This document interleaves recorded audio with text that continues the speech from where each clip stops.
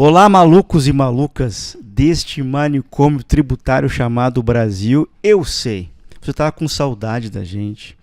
Esse ano está sendo desafiador para mim. Dos 6 meses, os 6 primeiros meses do ano, eu viajei 3 meses.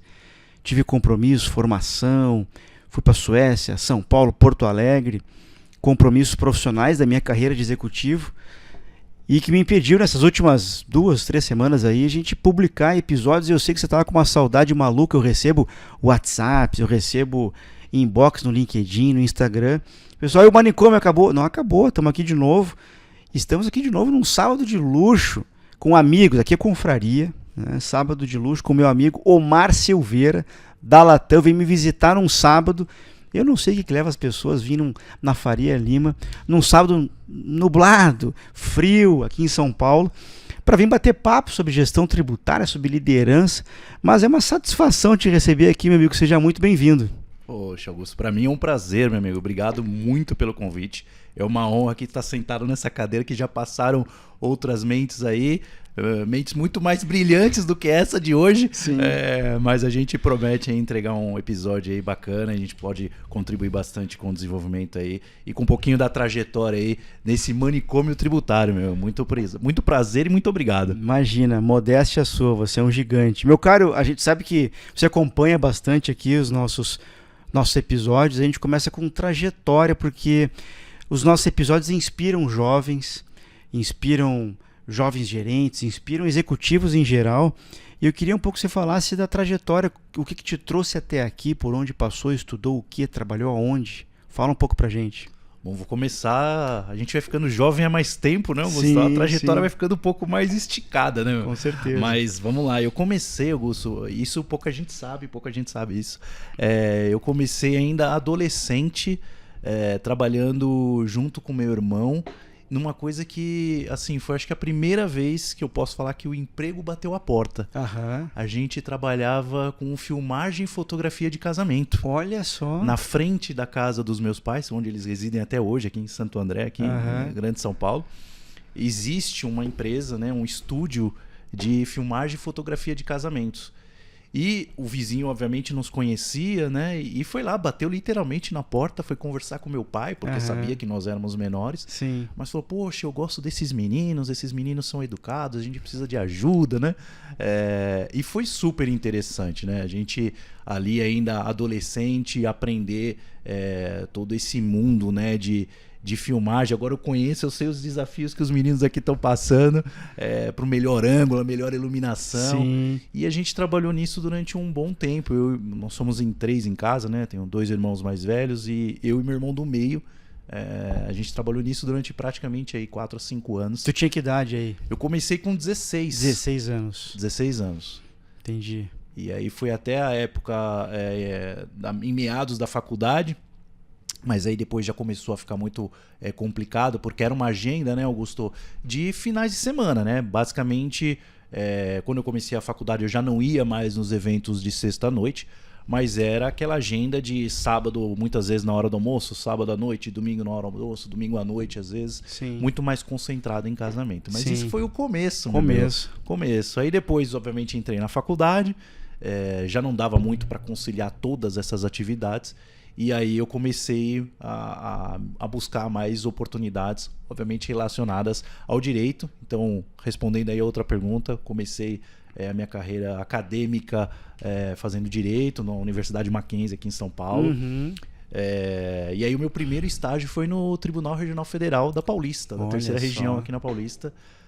O que me ajudava, obviamente, além dos finais de semana com os casamentos, a pagar a faculdade. Sim. E aí, lendo o seu livro, eu me identifiquei muito, né, das questões de como conseguir, eventualmente, assumir esse encargo, né, estudantil, acadêmico, de pagar uma universidade. Então, eu fazia esse estágio meio período no TRF e depois, obviamente, aos finais de semana, trabalhava também com os casamentos. Mas a paixão ali pelo tributário já começou no início do curso ou isso veio bem depois? Ah, veio depois, Augusto. Eu tinha uma visão. Eu sempre gostei do direito, mas a gente sempre foi muito influenciado por as questões dos filmes, né? Os filmes normalmente norte-americanos, o Tribunal do Júri, aquela coisa mais penalista, né? Criminalista. E aquilo eu sempre fui apaixonado por aquilo, eu sempre achei aquilo muito interessante. Então eu falei, bom, direito eu já escolhi, eu sei o que eu vou fazer. Sim. Agora, qual área seguir, eu não tinha a mínima ideia. E isso foi surgir só depois, mais também em meados da faculdade, ali pelo 3º ano. No tribunal eu já tinha acesso, e por ser matéria federal, né, muito aos processos tributários, e foi lá que eu comecei a aprender mesmo todos os ritos e todos os andamentos. E aí depois de um tempo eu saí do TRF por uma oportunidade dentro de um escritório de advocacia na área tributária. Sim. Era um escritório de médio porte focado na área tributária empresarial.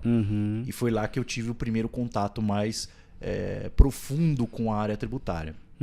E aí muito focado em contencioso tributário na época, né? O famoso barriga no balcão, meu amigo. Então eu sou da turma que ia lá, o processo ainda era físico, tinha que ir nos fóruns, gastava mesmo a sola de sapato, meu amigo. Sim. E aí, Augusto, dentro desse mundo acadêmico, né? Então tive a oportunidade de trabalhar em órgão público, depois em escritório de advocacia, e antes do fim da faculdade, eu senti a necessidade de conhecer um pouco o mundo corporativo. Eu ainda não tinha certeza absoluta do que eu queria seguir, já estava inserido no ambiente tributário, mas falei, putz, eu queria conhecer um pouquinho esse ambiente corporativo, como é que é o tributário dentro de uma cadeira, numa empresa. E eu tive a oportunidade de trabalhar na Votorantim, divisão metais, com meu amigo Luiz Marcelo, queria mandar um abraço pro Luiz Marcelo, para Tatiana Borazzo, que foi um dos meus primeiros gestores nesse mundo tributário. Que legal. E foi lá que eu comecei a ter contato com o tributário dentro de empresas. E lá era indiretos ou diretos? O que tu fazia? Era contencioso. Contencioso também. Contencioso tributário. E aí um pouco mais de consultivo, né? E aí já dentro daquele ambiente era a divisão de metais da Votorantim na época, né? É uma empresa gigante, né? Eu aprendi muito lá e foi uma passagem muito interessante, de muito aprendizado, também para conhecer esse ambiente corporativo. E aí, como eu já sabia que eu queria seguir no tributário e no ambiente corporativo, depois eu segui para Bens e Consumo, fui trabalhar na PepsiCo, multinacional americana, alimentos, bebidas. Fiquei praticamente 6 anos na PepsiCo e fiz lá grandes amigos, carrego eles, graças a Deus, até hoje. E muito aprendizado também. E aí, trabalhando muito com tributário, contencioso, consultivo, planejamento, societário também, muito em parceria com um advogado que trabalhava comigo à época. E a gente sempre tinha essa visão, e aí dentro de uma estrutura de departamento jurídico, né? E aí nesse ínterim, né, depois de praticamente 6 anos, vivenciando grandes coisas na PepsiCo, grandes projetos, surgiu uma oportunidade de sair um pouco do ambiente, digamos que jurídico, e ingressar no ambiente de finanças. E aí eu saí do mundo jurídico, fui para o varejo para trabalhar com tributário também, mas dentro de finanças. E aí foi um aprendizado e eu considero que foi uma virada de chave na minha carreira. Porque eu tinha uma experiência e um background jurídico muito grande, não só tributário, societário e M&A, mas muitas vezes falta aquela questão de visão de impacto em resultado, em caixa, o quanto que a gente afeta aquela linha final, o quanto que aquela sua área representa, tanto no sentido positivo de mexer o ponteiro, quanto no sentido não tão positivo às vezes. Então eu falei, não, acho que essa mudança faz sentido. E aí trabalhei no Grupo Pão de Açúcar via varejo, depois ainda trabalhei na Natura, saí da Natura, voltei pro varejo, aí fiquei mais 5 anos no Grupo Carrefour. E aí me aventurando, meu amigo. Aí ganhando escopo, ganhando gestão, ganhando a cadeira, ganhando corpo também, e eu me desenvolvendo, né? Ganhando um pouco mais de maturidade. Eu comecei no Grupo Carrefour tendo uma equipe de 5 pessoas, saí com uma equipe de quase 15 para assumir um desafio maior ainda no Walmart, mas aí já com uma equipe de quase 30 pessoas. A gente se conheceu quando estava no Walmart. Exatamente. Eu lembro disso. E aí eu fui contratado justamente já por um fundo de investimentos, né? Já pela Advent, que era um fundo de investimentos internacional, que tinha comprado a operação do Walmart no Brasil e precisava fazer essa transformação de negócio, né? Aí o Walmart virou o Grupo Big, né? E eu tive a oportunidade e a felicidade de trabalhar com grandes pessoas. Queria aproveitar aqui, né, a nossa amizade, a nossa confraria, para mandar um beijo para uma grande amiga, Silvia Godoy, que foi uma das minhas mentoras, gestora e mentora durante muito tempo. Tive a felicidade de trabalhar com ela na PepsiCo, no Carrefour, no Walmart. E é uma amiga que o mundo tributário sempre nos proporciona, assim como nós, né, meu amigo? Muito legal. E aí, depois do Walmart, né, depois dessa transformação, aí se abriu o mundo. E eu resolvi decolar literalmente no mundo da aviação. Sim. Na Latam. Aí voltando a atuar dentro de departamento jurídico, com escopo um pouco diferente, né? Com escopo não só de tax, mas um escopo com societário, M&A, previdenciário, mais amplo dentro de uma estrutura jurídica com um time super competente, que é o time que eu tenho hoje na Latam. Muito bom. Eu te ouvindo falar... e eu sempre falo para as pessoas que vêm aqui nos visitar, né, os grandes amigos, eu digo uma frase sempre, Omar, que assim, o sucesso ele deixa marcas. E te ouvindo falar, agradecendo gestores, citando gestores aqui, fica muito marcada a questão assim da gratidão, né? A gente não faz nada sozinho, a gente está sempre aprendendo. E também a questão assim dos relacionamentos que a gente cria ao longo da carreira, que te permite, no momento de altíssima pressão, de muita dúvida, pegar o telefone, ligar para um amigo e dizer, tô com uma dúvida, me ajuda, e as pessoas ajudam, né? Eu acho que esse é um dos grandes segredos assim, de a gente estar sempre desenvolvendo, né? Você ter essa questão da gratidão muito marcada e ter sempre ter tido a capacidade de construir relacionamentos. É um pouco por aí, né, Omar? Sem dúvida, Augusto. Acho que essa construção de pontes e de alianças dentro do mundo corporativo, que depois tu acaba trazendo para a própria vida, né? Sim. Não se resume ali às quatro paredes, né? Você sempre acaba transbordando o ambiente corporativo e construindo essas amizades, esses relacionamentos. São fundamentais, né, Augusto? Porque no final do dia hoje a gente sente, e você como mentor, né, deve ter visto muito aí dos seus mentorados, a questão do ambiente, né? A questão da confiança, de saber efetivamente que o profissional ele pode ter um excelente conhecimento técnico, uma excelente entrega de resultados, mas muitas vezes falta habilidades comportamentais, né? Sim. De vários sentidos, de lidar com o time, de suportar pressão nesse ínterim, né? Porque muitas vezes aquilo tá tudo interligado, né, Augusto? Então eu tenho a felicidade e tenho gratidão por vários gestores, não citei porque, como eu comentei no início, né, Augusto, a gente vai ficando jovem há mais tempo, tive a felicidade de trabalhar com grandes gestores e gestoras, grandes pares também, e acho que tudo isso torna o ambiente cada vez mais leve. E acho que uma das minhas missões hoje, Augusto, ali é tentar traduzir, né? Tentar equilibrar, né? Esse equilíbrio entre um ambiente de alta performance, de entrega de resultados, de contribuição efetiva com a empresa, mas sem perder a ternura, né? Não deixar Sempre. aquilo tomar conta de maneira muito enviesada, de maneira muito prejudicial para o time, né? Porque as entregas são feitas pelas pessoas. E se as pessoas não estiverem bem, as entregas obviamente vão ficar comprometidas. Então acho que isso é um grande ponto. Mas gratidão que você comentou é um sentimento e uma coisa muito importante que eu considero. Não só eu busco praticá-la, mas também reconheço muito isso. Sensacional. Meu caro, se você tivesse que fazer uma lista ou lembrar de um aspecto que você gostaria de ter aprendido antes na carreira, o que você me diria? Vou lançar uma polêmica que não é polêmica aqui, tá? Vamos lá. Idiomas, cara. Idiomas. Eu acho que o idioma ele tem ganhado nos nossos grupos e nas redes sociais, né? No próprio LinkedIn, etc. Uma atenção especial, seja pelas pessoas que desejam se movimentar, sejam pelas pessoas que desejam se recolocar. E idioma é uma coisa que eu sempre, ou melhor, passei a estudar na época de colégio, né, principalmente em inglês. Muitos períodos da minha trajetória profissional eu acabei deixando num segundo plano, seja porque não tinha um contato diário, ou seja por qualquer outro motivo, prioridade financeira e etc. Sim. Mas nos últimos anos é uma coisa que eu tenho dedicado tempo, não só ao idioma inglês, mas também ao espanhol. Então, Os patrões, né, falam espanhol. Exatamente. E eu sou de família, tenho, né, origem, né, na família espanhola, né? Uhum. Então tenho dupla cidadania e etc. E a minha esposa, ela fala muito bem espanhol, Uhum. trabalhou fora, tudo e etc.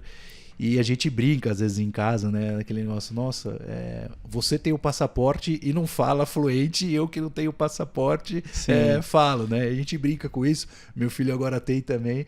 E ele falou, não, agora eu preciso aprender, papai, porque eu não posso só ter o passaporte e não falar o idioma. Sim. Então é uma outra coisa que eu também tenho dedicado tempo ultimamente. E isso é uma coisa que eu gostaria de ter feito antes, respondendo a sua pergunta. Então, recentemente, alguns colegas falaram, poxa, Omar, estou em dúvida, você que já chegou em determinada posição, determinado patamar, o que eu foco? Eu foco num LLM, eu foco num MBA executivo, eu falei, como é que está o seu idioma? A sua fluência naquilo que você quer, né? Muitas vezes a pessoa está numa empresa francesa, a pessoa está numa empresa espanhola ou latino-americana, ou americana, né? O que você quer? Qual que é o seu próximo passo? O que você vislumbra? Então, Augusto, eu sempre falo, foque no idioma. Tem um grande amigo meu recente, ele falou, cara, eu acho que eu já podia estar em outro patamar, mas eu não tô porque o meu inglês não tá legal. Agora indique para esses seus amigos que te perguntam, leia o Manicômio Tributário, que lá tem um texto em que eu falo sobre isso. Exatamente. Porque justamente de tanto ser questionado por colegas, por amigos, eu lembro na época do subprime, na crise de 2008, 2009, alguns amigos queridos que tinham feito pós-graduação, MBA, e que não falavam inglês. Eles perderam os empregos naquela época e foi muito difícil recuperar, porque não falavam inglês. Então, desde aquela época eu já venho, de alguma maneira, falando isso para quem eu posso, para quem pergunta, enfim, porque é um aspecto que abre muitas portas, né? O Brasil ele vai crescer tanto quanto a gente tiver capacidade de receber investimentos estrangeiros. Então a gente tem que saber se comunicar em inglês, espanhol, enfim, acho que é uma questão muito importante, eu falo a todo momento, né, sobre isso, acho que está coberto de razão. E é uma fonte inesgotável de conteúdo, Sim. né, Augusto? Porque hoje muitos conteúdos ainda estão no idioma inglês, né? Sim. Estão em outro idioma. E você consegue pesquisar, seja no mundo digital ou no mundo físico. Sim. Aí, né? Muito material bom por aí, de inúmeros temas, né? Economia, política, qualquer tema que você buscar, ainda tem muito material bom que não está traduzido. Sim. E aí é importante também, a gente que gosta de ler e etc., ter essa possibilidade também. Então, acho que o idioma seria uma coisa que eu gostaria de ter intensificado mais cedo. Perfeito. Meu caro, quando a gente olha para o Cartas a um Jovem Gestor Tributário, que é uma troca de correspondências minha com o jovem que eu fui há 30 anos atrás, trazendo para a tua perspectiva, né?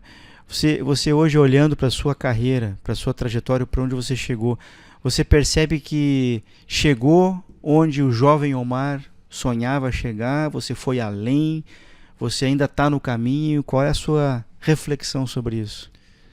Eu acompanhei vários outros episódios aqui, eu sou assim, o seu acompanhador aqui, eu sou o seu audiência fiel. Muito bom.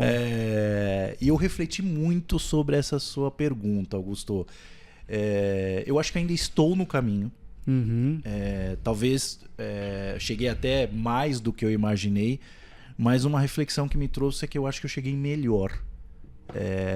E explico o melhor no sentido de uma pessoa melhor, mais madura, com conhecimento muito focado também na gestão de pessoas, na gestão de times, de entender como é que funciona um ambiente corporativo. Então, eu não sei se eu cheguei mais ou menos do que o jovem Omar imaginou.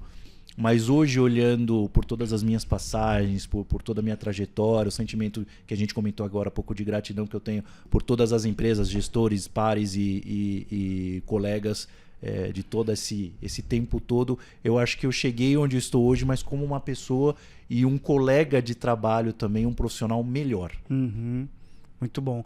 E quando você olha, quando você está trabalhando team building, né? Contratando gente, fazendo replacement, quem dá certo trabalhando com o Omar e quem dá errado? Dá essa dica aí para a audiência. Boa. É difícil dar errado, viu, Augusto? Porque eu já trabalhei com pessoas de perfis super diferentes. E eu acredito muito nessa diversidade em todos os sentidos. E diversidade também de perfil, seja geracional. A gente, inclusive, teve uma discussão recente lá no nosso grupo dessa questão de etarismo, etc. Ou das pessoas mais novas gerações. Eu gosto da diversidade. Eu acho que as mentes diferentes, pensando de maneiras diferentes, sempre entregam um resultado final melhor. Então é muito difícil não dar certo trabalhando comigo. Mas eu acho que uma característica importante que eu vejo é a questão um pouco do inconformismo positivo. Gosto muito disso. É aquela pessoa que desafia o status quo, desafia ali como que a empresa faz, mas claro, de maneira respeitosa, né? Não de maneira agressiva ou qualquer coisa nesse sentido, mas a pessoa que sempre busca, o profissional que sempre busca fazer mais, fazer diferente e muitas vezes fazer mais rápido do que aquilo que estava ali pré-definido, pré-estabelecido. Aquela pessoa que vai buscar o além e que ela fica inconformada com determinadas situações ou determinado estado que a empresa ou qualquer escritório, que, né, a gente tem uma audiência aqui super seleta, né, mas muito multidisciplinar. Então, eu acho que esse inconformismo, o senso de urgência, a pessoa que tem, né, a gente brincava muito na época do varejo, a dor de dono, né, de saber que embora muitas vezes você na retaguarda tem uma empresa gigante, muitas vezes multinacional, com muitos departamentos, pessoas, etc., você tem que sempre carregar aquela dor de e se essa empresa fosse minha? Será que eu procrastinaria essa atividade, essa entrega, essa reunião? Então acho que esse sentimento também é um sentimento que eu valorizo muito num profissional na hora que eu estou formando ou revendo equipes. Ontem eu compartilhei no LinkedIn uma reflexão, alguns podem chamar isso de texto, mas era uma reflexão inclusive oriunda do livro, né? Eu acho que a gente se desenvolve com fome e com medo, né? Eu durante muitos e muitos anos, eu acordava de manhã, dava um beijo no meu filho, na minha esposa, e saía para a rua com uma ideia fixa. Hoje eu serei demitido. Mas eu consigo evitar isso se eu fizer o meu melhor. E aí eu botava a faca no meio dos dentes e eu fazia o meu melhor durante o dia. Então, durante muitos anos, eu trabalhei assim com aquela questão assim do medo e da fome, né? Então, a fome é quando você tem assim a bonança, você não pode se deslumbrar. Acho que o espírito estoico, né? Não se deslumbrar muito com as conquistas, com as promoções, com os elogios, né? Mas também não se chatear muito com os erros, porque eles ensinam, né? É um pouco por aí, né? Gente com fome, gente com medo, né? Exatamente.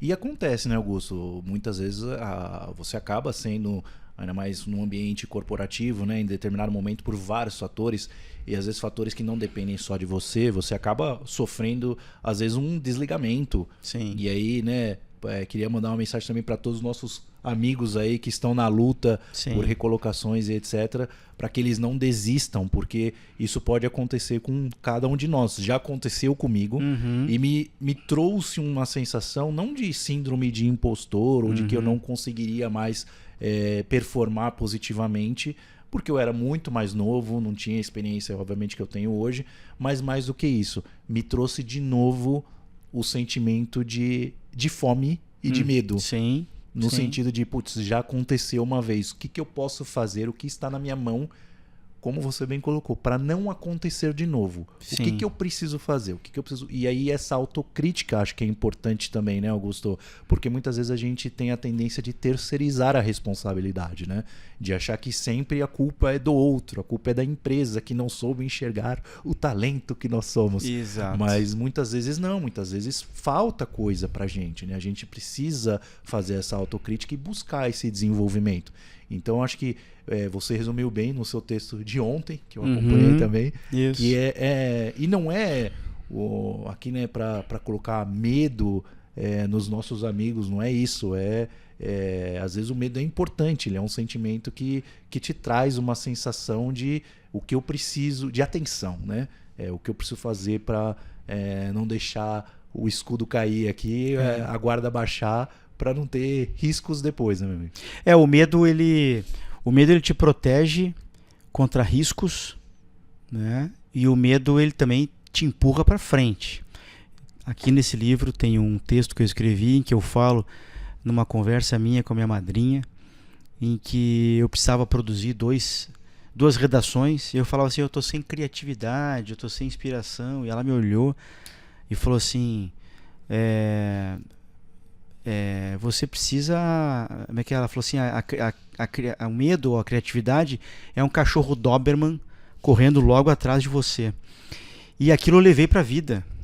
Então, quando eu tinha que estudar química orgânica na época do vestibular, né, o pudim, né, o Rutherford Bohr, sei lá, aquelas coisas malucas de química, eu odiava química, né, tanto quanto o Renato Russo na Legião Urbana. E aí, mas eu precisava estudar, porque eu precisava passar na Federal, né?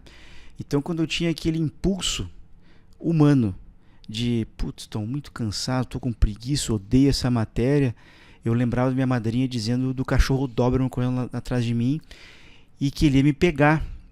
E quem é que me pegar? Eram os candidatos àquela vaga. Então, na época que eu fiz Ciências Contábeis, tinha 13 candidatos por vaga. Eu pensava, cara, eu não posso deixar de estudar esse negócio aqui, que nesse exato momento tem algum japonês maluco aí estudando e vai passar no meu lugar, né? Então é isso, eu acho assim que o medo ele tem essas duas questões. Eu gosto muito dessa ideia, né, de te proteger contra riscos, te dar juízo e ao mesmo tempo te empurrar para frente, né, com energia. Gostei muito que tu falou também que o processo de demissão, Omar, ele não te rotula e ele não te transforma no incompetente, né? Você está passando por aquela dificuldade e é uma lição que você aprende para voltar para o mercado melhor, né? Então, assim, não caia nessa armadilha de desistir, né? De se rotular, né? Você pode muito mais, você vai voltar para o mercado muito melhor do que você saiu, né? Então, sempre que eu posso, ajudo muita gente, compartilho vaga pra caramba pra gente do Brasil todo. E concordo muito contigo, não desistam, né? Vocês realmente vão retomar o caminho aí. A gente está no momento da gestão tributária, que é reforma, preço de transferência, Pillar 1, Pillar 2, tem lugar para todo mundo, né? A gente tem que estar preparado para assumir ali os grandes desafios. Concordo. E esse autoconhecimento, né, Augusto? Se a gente pudesse voltar para aquele seu questionamento, além do idioma, uma dica que eu dou aqui para os nossos amigos aqui, investir em autoconhecimento. Sim. Se autoconhecer. Sim. Mais do que tentar transferir qualquer tipo de responsabilidade, se autoconhecer primeiro.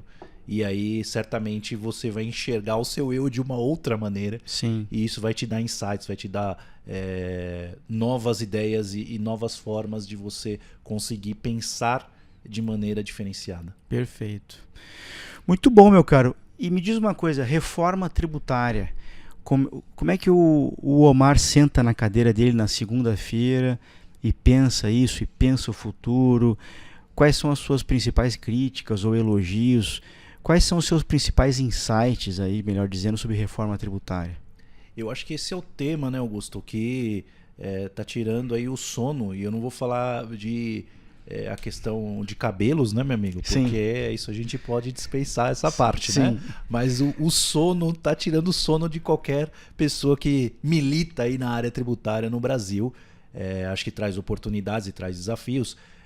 Se for possível começar pelo ponto positivo, Augusto, eu imagino que é uma reforma que nasceu dentro de um cenário político. E a gente sabe que política é a ciência do possível, né, meu amigo? Do possível, eu gostei muito disso. Então, é a melhor reforma do mundo? Talvez não. É a reforma que deveria ser? Talvez também não. mas é a reforma que está sendo possível neste momento. Então acho que isso a gente precisava dar esse passo depois de praticamente 30 anos, né? Então a gente precisava dar esse passo para uma reforma possível. Então o primeiro passo foi dado, eu acredito que esse é o ponto positivo. O ponto que eu considero não tão positivo ou como oportunidade é que muitas vezes a gente está buscando às vezes paradigmas internacionais para determinadas situações dentro de um critério de conveniência. Vou ser um pouco mais claro. A gente só busca aquele exemplo que pode ser um exemplo positivo para a gente. Eu digo, no caso, o fisco, né? Onde tem um exemplo no mundo que pode ser mais taxativo, ou que vai me gerar mais arrecadação, com olhar sempre arrecadatório. Sim. É um modelo X no país Y. Então eu vou importar isso. Então agora, para o segmento A, eu vou importar esse modelo. Então esse critério de conveniência internacional é uma coisa que eu olho com uma certa resistência, porque eu acho que você tem que buscar sempre os melhores modelos, independente se ele é mais ou menos arrecadatório. Mas sempre se espelhar no melhor e não no que é mais conveniente. Sim. Então eu acho que esse é um ponto que a gente tem olhado para fora, e aí mais legislativo, executivo, etc., mas sem querer importar os melhores modelos, importando apenas modelos mais convenientes para aquilo que se quer, que no final do dia é arrecadar. Então, eu acho que a reforma que começou com o intuito de simplificação, ela está ganhando um efeito mais final agora, né? Mais arrecadatório e de complexidade. Então, a simplificação ela tem se perdido, a arrecadação está ganhando um viés um pouco mais focado ali, né? Porque e mais notável. Então as pessoas que começaram a fazer as contas estão chegando na conclusão que a carga tributária está aumentando com a reforma tributária em todos os setores. E acho que um efeito danoso que a gente tem visto também, Augusto, é a perda da neutralidade, que era uma coisa que sempre se buscou defender com a reforma tributária. Então, muitas vezes, no mesmo setor, e a gente tem visto vários, né? Não vou citar nenhum específico aqui, mas no mesmo setor, uma quebra, uma perda de neutralidade. Então, porque você tem um ingrediente X, você está dentro de um grupo diferenciado de tributação reduzida. Porque você tem um ingrediente Y, você não, mas produzindo a mesma coisa, você não se enquadra nesse grupo. Então, essas divergências, essas questões de perda de neutralidade também é um ponto que me preocupa. Acho que isso o resumo é esse. Muito preocupante. Eu gosto muito dessa ideia, eu falo bastante isso, né, que a reforma tributária ela é a ciência do possível, né? Tanto quanto é o meu abdômen. Eu gostaria muito de ter o abdômen do David Goggins ou do Michael Phelps, mas eu tenho o abdômen possível, né? Eu trabalho 40, 50 horas por semana. Se eu somar isso tudo que eu faço para além da minha carreira executiva, eu trabalho 60 horas por semana e eu tenho um abdômen possível, né?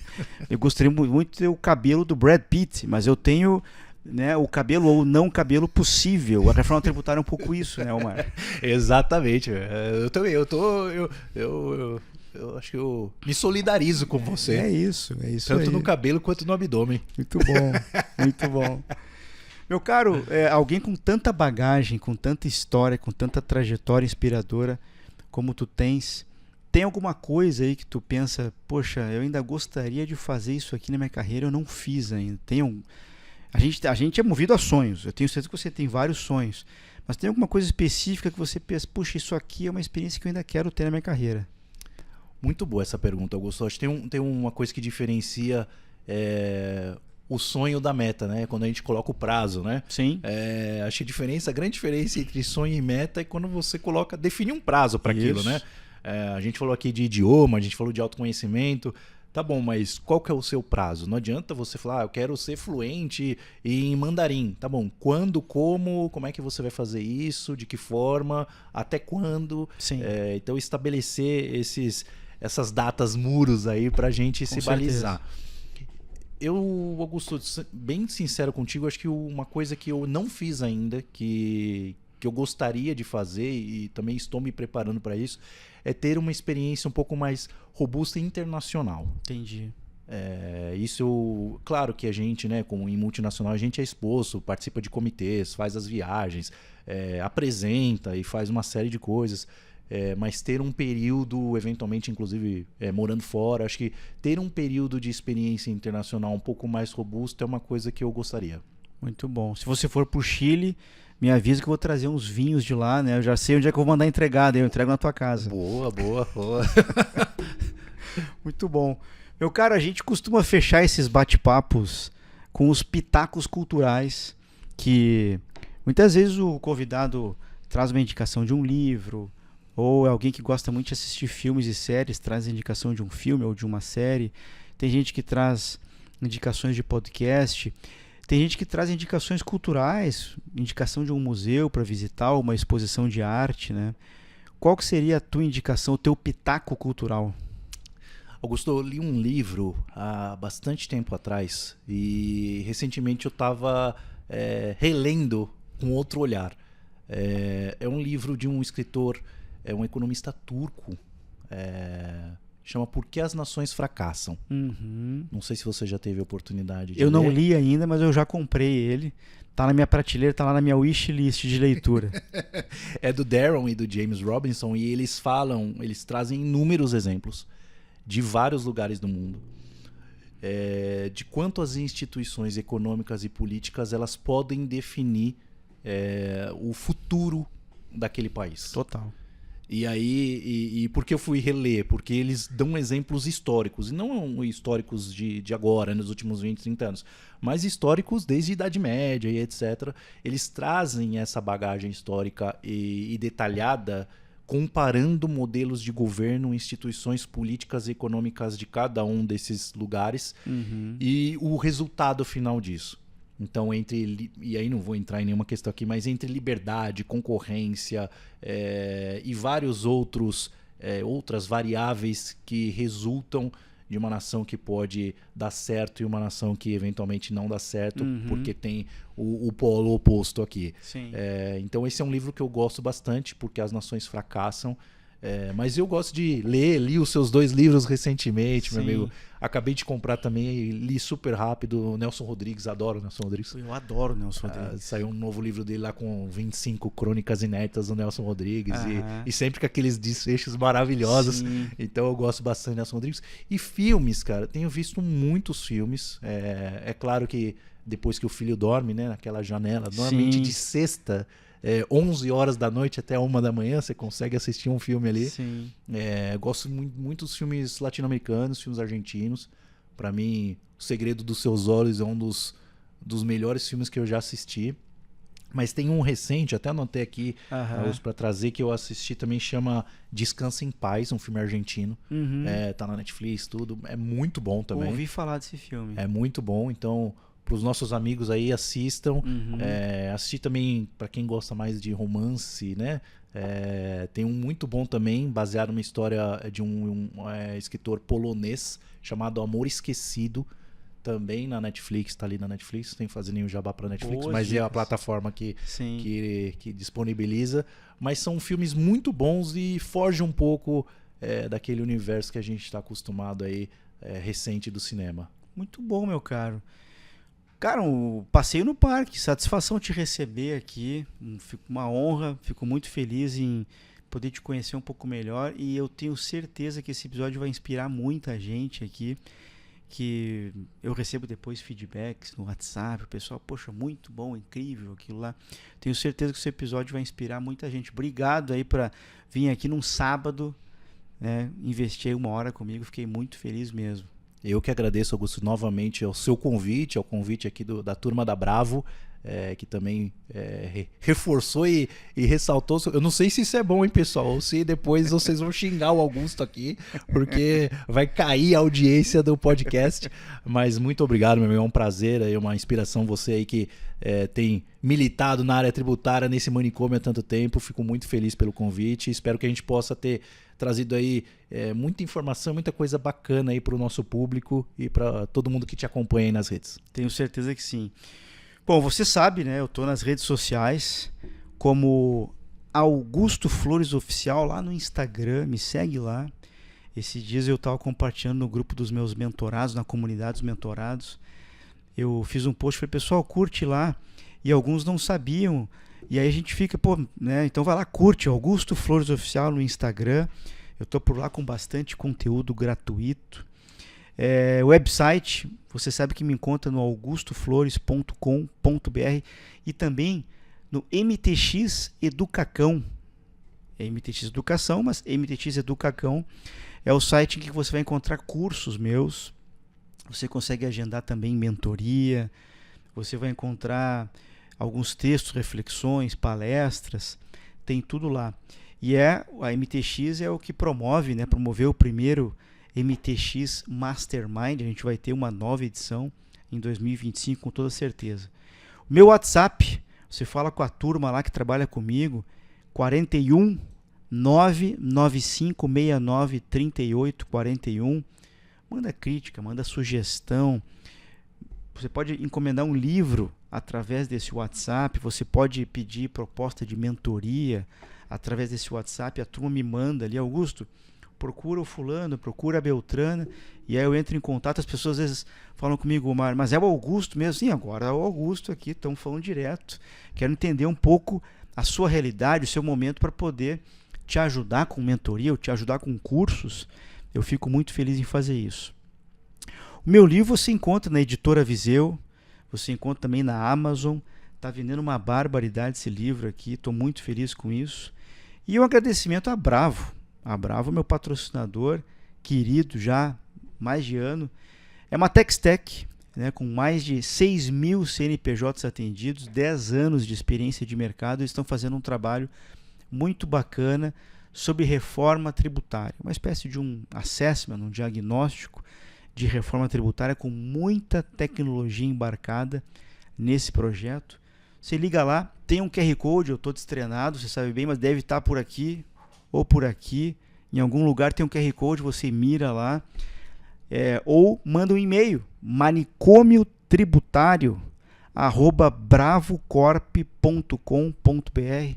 Chama a turma do comercial lá, chama o meu querido amigo Jimenez para te visitar. A Bravo atende clientes multinacionais, companhias abertas do Brasil todo. Eles estão fazendo um trabalho muito bacana. Eles vão ficar muito felizes em te ajudar. Muito obrigado.